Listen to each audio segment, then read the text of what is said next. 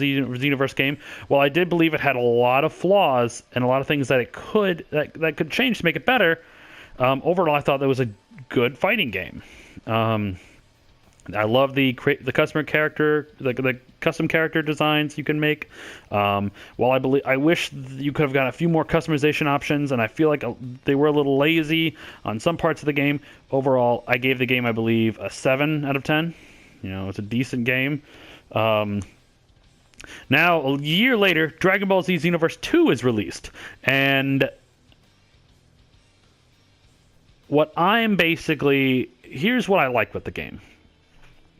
It's really just more of the same Dragon Ball Z universe. The combat's pretty much identical. You have a few little tweaks, including class transformations. Each class has their own particular transformation, which I really enjoy. Saiyans obviously can go Super Saiyan 1, 2, and 3. Earthlings can use the Kaioken and then transform into... can you ride the Nimbus with a power pole? A little odd, but kind of cool throwback thing. Frieza's race can turn golden to mimic a golden Frieza. Namekians can grow big and become super Namekians, huge things. And that's kind of cool. You can you can become this giant character, and then Majins become a Kid Buu colored to whatever color skin their character is. And while I believe that's kind of like the weakest one of all, I really like that. The next thing is I love how big this open world is now. It's about 7 times the size of the hub world that was in Xenoverse 1. And it's a lot more to do in it. And what I mean by a lot more, it's a lot more scenery. Like, you got a little bits and pieces of all different parts of the Dragon Ball universe. You got Namek section, a desert section, Goku, where Goku was born and raised section, and of course the hub world, the middle main area where you buy all your accessories, your costumes, power-ups, and techniques, all that good stuff. There are a couple different there's 4 different spin-off worlds that you can travel to, but there's really a lot of love for the Dragon Ball Z fandom in this game, and you can definitely tell by the atmosphere of the game. Another thing I really enjoy is they implemented some new characters, a lot of movie characters, and some characters from Dragon Ball Super. 3 were released in the game, 2 were DLC. Sort of, 1 was DLC only for now. There's 2 more Dragon Ball Super characters that will be released later on. But I like the new characters of Cooler Lord Slug, Turles, Janemba, Bardock, Future Gohan. A lot of cool characters. I really like how you can import your character from the previous game and you fight alongside him at times, and you kind of look up to him as your he's the hero who saved Toki Toki City, and it's super cool to work with him. Now, I believe that's really all the good things about the game. Hold on, one thing. The amount of masters you can now, learn techniques from. And it's super easy. The masters are always in the same spot, and you can take these advancement tests to unlock more masters to learn their techniques from. And that's super cool. That's really all the stuff I really enjoyed about the game. Now here's the stuff where I dislike about the game.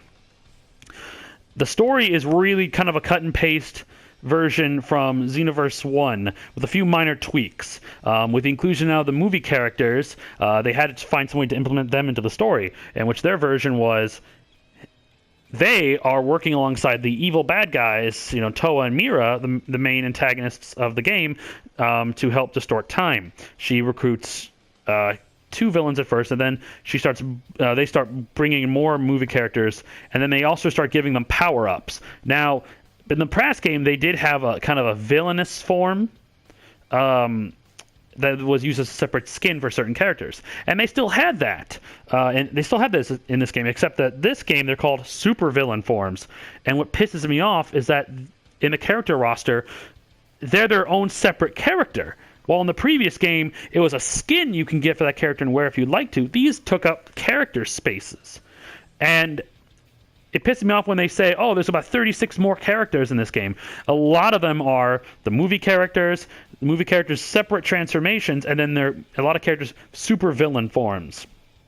At most, I think there's like 10 new characters, really, and then the rest of them are just like extra forms or different skins they put as their own character, which was really horrible. The story, I will also admit, was not very good compared to Dragon Ball Z Xenoverse 1. Well, like I said, a lot of it was cut and paste from the first game. You also had a lot of moments where you thought some really cool stuff would happen that just didn't happen. The cover of the game even makes you think like future Gohan and Bardock play a huge part of the story. And while I admit they both have their kind of cool, they both have their cool moment in the game, that's about it. Future Gohan's only in one mission, and Bardock is only really in one mission. You know, it doesn't really make sense that they're labeled as like really important characters. That's what I thought until I found out that you can actually extend some of their stories by completing certain tasks, which I only know how to unlock the Bardock one right now, which is you have to collect these 5 time eggs, and I have no idea how to unlock the time eggs. And I know I could look this up online, but it doesn't really tell you how to do it. I have no idea how to unlock the future Gohan event, but regardless, that brings the character roster. The character roster, while it was supposed to have at least like a huge amount of characters, 36 more than the previous game. Like I said, a lot of them are just reskin characters with their own new slot. Like hell, super villainous Yamcha, super villainous Hercule. Those are 2 separate slots. And we still have Pool and Raspberry. I don't understand why they have priority for these 2 characters. It doesn't make sense. Nobody wants to play as them. Why include them? It's a playable character. I also really dislike the fact that in the beginning of the game, you are not allowed to fly around this huge hub world. Yes, the hub world, which is now 7 times bigger than the previous one, they don't let you fly around the world, even though you have the ability to fly until you pass the Frieza saga, after you beat Frieza in the game, which does take a couple hours to do. In the meantime, they give you vehicles, which allow you to travel slightly faster around the hub world. But as soon as you get your ability to fly, you completely disregard the vehicles, which is I understand why they implemented it. It's something that, even when they're pre-order bonuses, pre-order the game early, get General Tao's flying pole as a vehicle and Goku Black from Dragon Ball Super. And while Goku Black is really just a different skinned version of Goku, it's kind of neat to have him in the game, even though he's just a reskin of Goku. The pole thing I used for all of maybe 3 times before I was like, this is stupid. I just would walk. And I've never used it since. The fact that also the season pass, which comes, I think there's 3 different season passes. You got a bonus if you bought the season pass. You get early access to Trunks, future Trunks from Dragon Ball Super. And they don't tell you that after you beat the game, after you beat the story mode, you actually unlock future Trunks from Dragon Ball Super. So there's no point in buying the DLC. Sorry, the season pass right away. The character roster also takes a ridiculously long time to fill up. What I do like about to unlock a character, all you have to do is fight them. You don't have to win. You could lose, and you still unlock that character. But there's so much of my character roster that's still left open that I have no idea who belongs there, and how to unlock them.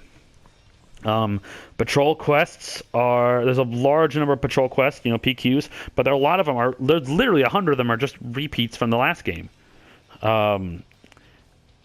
Overall, the story, the package just feels like this could have been just a huge expansion for Dragon Ball Xenoverse. It doesn't do so much that it deserves to be an official sequel, in my opinion. But is the game fun and addicting? Fuck yeah, it is. I keep coming back to this game, and I don't know why. It's just fun. It's just fun to keep fighting and unlocking costumes and powers, even though... Okay, here's another bad thing I dislike about the game, is that the costumes that I really wanted always were had negative stats that could damage, hurt my build. I try to balance my character out, except for strike supers. I didn't really care about like the hand-to-hand combat. I only used the energy waves. I put all my stats, divided among all stat points except those. And a lot of the cool costumes will have, they look awesome, but they're going to severely hurt your supers, your energy supers, and they're severely going to lower your health. I don't want to give that up. It's a cool costume, but I don't want to give that up. And so then I have to wear I wore the basic outfit that you get the start of the game throughout the whole campaign because I didn't want to affect my stats. Because you start building a character up early on, so that way but then you finally get this costume you really want, and then you wear it, and you're like, wait, this hurts. This hurts my build. Why am I? This is bad. Like if you had been able to buy the costume earlier, you could build around it. But you gotta have to pick the costume that's not gonna hurt your stats so much. Overall, the game could have done a lot more. The story, a lot better characters, and I'm sick of the filler character bullcrap. Overall, the game has a lot of content. It's definitely worth the $60, in my opinion, for the amount of content you can do. The amount of content you have. It's definitely worth the $60. It's just, I feel like this isn't a true sequel. In some ways it is, in some way it lacks severely. Now, what I'm really hoping for in the next game, hopefully there's a Dragon Ball Xenoverse 3, that they can really listen to the fan base and get them what they want, which is to stop being so lazy with the story and the gameplay. More cutscenes would be fantastic. I enjoyed some of the actual cutscenes. They look great. But you rarely ever get those. I also want them to stop being so lazy with the customization options in this game. Give us the bare minimum. Because, I'm sorry, it does not take that much effort to make your hair transform, get spiked up when you go Super Saiyan. They did that with Dragon Ball Z Ultimate Tenkaichi years ago. So why is it so hard in 2016 that when I choose a character, if I want to choose a character with long hair, and then when go Super Saiyan, their hair spikes up similar to future Trunks, why is that so hard? Super Saiyans just their hair just doesn't turn blonde and stay the same shape. It's a minor thing, but it still annoys me that they're being lazy with it.